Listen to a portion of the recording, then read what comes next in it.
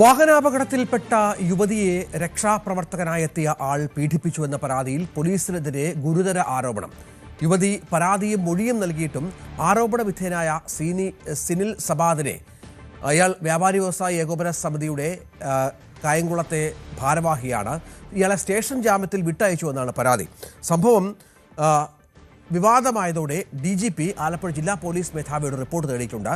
സിനിൽ സബാദിനെതിരെ സംഘടന നടപടിയും സ്വീകരിച്ചിട്ടുണ്ട് എന്ന വിവരം കൂടി ഈ ഘട്ടത്തിൽ ലഭ്യമാകുന്നുണ്ട്. ശരണ്യ സ്നേഹജൻ വിവരങ്ങൾ പങ്കുവയ്ക്കുകയാണ്. ശരണ്യ, ഇതിപ്പോൾ ഒരു വലിയ വിവാദമായിരിക്കുകയാണ്. ഞാൻ മനസ്സിലാക്കുന്നത് ഇയാൾക്ക് അനുകൂലമായും കായംകുളത്ത് ചില സോഷ്യൽ മീഡിയ പ്രചരണങ്ങളൊക്കെ നടക്കുന്നുണ്ട്. ഇപ്പോൾ പോലീസ് ഒന്ന് ഉണർന്നിട്ടുണ്ടോ ഇത് പുറത്തു വന്നതിന് ശേഷം?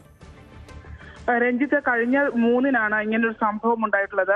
കായംകുളത്ത് അപകടത്തിൽപ്പെട്ട യുവതിയെ രക്ഷാപ്രവർത്തനത്തിനിടയിൽ പീഡിപ്പിക്കാൻ ശ്രമിച്ചു എന്നുള്ളതായിരുന്നു പരാതി. വ്യാപാരി വ്യവസായിയുടെ നേതാവിനെയാണ് ഈ കേസുമായി ബന്ധപ്പെട്ട് അറസ്റ്റ് ചെയ്തത്. പക്ഷേ ഇപ്പോൾ അത് വിവാദമായിരിക്കുന്നത് ഈ പെൺകുട്ടിയെ ഉന്നയിച്ചിരിക്കുന്നത്, അതായത് തിരുവനന്തപുരത്ത് IT വിഭാഗത്തിൽ ജോലി ചെയ്യുന്ന പെൺകുട്ടിയാണ്. അവര് ആലപ്പുഴയിൽ സുഹൃത്തുക്കൾക്കൊപ്പം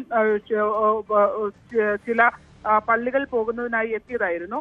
പക്ഷേ ഈ സംഭവത്തിനകത്ത് ഇപ്പോൾ വിവാദമായിരിക്കുന്നത് പോലീസ് ഇവരുടെ രഹസ്യമൊഴി രേഖപ്പെടുത്താൻ ഇത്രയും ദിവസമായിട്ടും തയ്യാറായിട്ടില്ല എന്നുള്ള പരാതി ഈ പെൺകുട്ടി ഉന്നയിക്കുന്നു.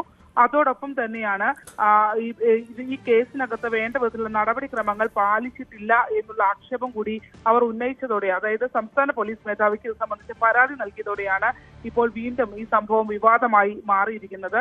ഈ പെൺകുട്ടി പറയുന്നത് അപകടം നടന്ന സമയത്ത് രക്ഷാപ്രവർത്തനത്തിനിടയിൽ ഈ വ്യാപാരി വ്യവസായിയുടെ നേതാവായ സിനിൽ സവാദ് ശാരീരികമായി ഉപദ്രവിച്ചു എന്നുള്ളതാണ്, ലൈംഗിക അതിക്രമം നടത്തി എന്നുള്ളതാണ് ഈ പെൺകുട്ടി പരാതിയിൽ അവർ നൽകിയിട്ടുള്ളത്. എന്നാൽ പോലീസ് അത് വേണ്ട വിധത്തിൽ അന്വേഷിച്ചിട്ടില്ല, അല്ലെങ്കിൽ അതിനകത്ത് ചില ഒത്തുതീർപ്പ് ശ്രമങ്ങൾ നടത്തുന്നു എന്നുള്ള ഗുരുതരമായ ആരോപണം ഈ പെൺകുട്ടിയുടെ ഭാഗത്തു നിന്നുണ്ടായിട്ടുണ്ട്. ഇതിന് പോലീസ് വ്യക്തമാക്കുന്നത് കോടതിയിൽ രഹസ്യമൊഴി എടുക്കുന്നതിന് വേണ്ടിയുള്ള അപേക്ഷ നൽകിയിട്ടുണ്ട്.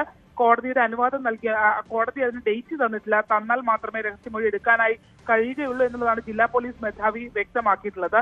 എന്തായാലും നിലവിൽ ഈ സംഭവം നടന്നതിന് ശേഷം ഈ പ്രതിയെ സ്റ്റേഷൻ ജാമ്യത്തിൽ വിട്ടയക്കുകയും ചെയ്തിട്ടുണ്ട്. അത് എങ്ങനെയാണ് സ്റ്റേഷൻ ജാമ്യത്തിൽ വിട്ടത്? 7 വർഷത്തിൽ താഴെയുള്ള വകുപ്പുകളാണ് ചുമത്തിയിട്ടുള്ളത് എന്നുള്ളതാണ് ഇപ്പോൾ പോലീസിൽ നിന്ന് നമുക്ക് ലഭ്യമാകുന്ന വിവരം. അതുകൊണ്ടാണ് കോടതിയിൽ ഹാജരായി മൊഴി നൽകണമെന്നുള്ള നിർദ്ദേശത്തോടു കൂടി സ്റ്റേഷൻ ജാമ്യത്തിൽ വിട്ടയച്ചത് എന്നുള്ളതാണ് പോലീസ് പറയുന്നത്. പക്ഷേ അതിനകത്ത് ഒരു ഒത്തുകളി നടന്നിട്ടുണ്ട് എന്നുള്ളതാണ് ഈ പെൺകുട്ടി ഉന്നയിക്കുന്ന പ്രധാനപ്പെട്ട വാദം.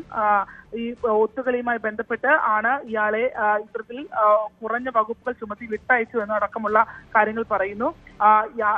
ഈ അപകടം നടന്ന സമയത്ത് രക്ഷാപ്രവർത്തനത്തിൽ ഏർപ്പെട്ട ആളാണ് ഈ സിനില്. തുടർന്ന് ഈ പെൺകുട്ടിയെ ഉയർത്തി വാഹനത്തിലേക്ക് കയറ്റുന്നതിനിടയിലാണ് ലൈംഗിക അതിക്രമം നടന്നതെന്നുള്ളതാണ് മൊഴി നൽകിയിട്ടുള്ളത്. മാത്രമല്ല ആശുപത്രിയിൽ എത്തിച്ചപ്പോൾ ആശുപത്രിയിലെ ഡോക്ടറോട്, പരിശോധിച്ച ഡോക്ടറോട് ശരീരത്തിലെ പാടുകൾ കണ്ടപ്പോൾ ഈ കാര്യങ്ങൾ വ്യക്തമാക്കുകയും ചെയ്തിരുന്നു. തുടർന്ന് ഡോക്ടറുടെ കൂടി നിർദ്ദേശാനുസരണമാണ് പോലീസിലേക്ക് ഇൻഫർമേഷൻ നൽകിയത് എന്നുള്ളതാണ് യുവതി പറയുന്നത്. ഇതിൽ അന്വേഷണം തൃപ്തികരമല്ല എന്നുള്ളത് ചൂണ്ടിക്കാട്ടിയാണ് ഇപ്പോൾ സംസ്ഥാന പോലീസ് മേധാവിക്ക് പരാതി നൽകിയിട്ടുള്ളത്. എന്തായാലും നിലവിൽ ഈ കേസ് അന്വേഷിക്കുന്നത് കായംകുളം പോലീസ് സ്റ്റേഷനിലെ ഗ്രേഡ് SI ആയ വിനോദാണ്. വിനോദിൽ നിന്നും ഇപ്പോൾ കേസ് മാറ്റിയിട്ടുണ്ട്. കായംകുളം DYSP വിനുകുമാറിന് അന്വേഷണ ചുമതല നൽകിയെന്ന് ആലപ്പുഴ ജില്ലാ പോലീസ് മേധാവി അറിയിച്ചിട്ടുണ്ട്. ശരണ്യ സ്നേഹജനാണ് വിവരങ്ങൾ പങ്കുവച്ചത്.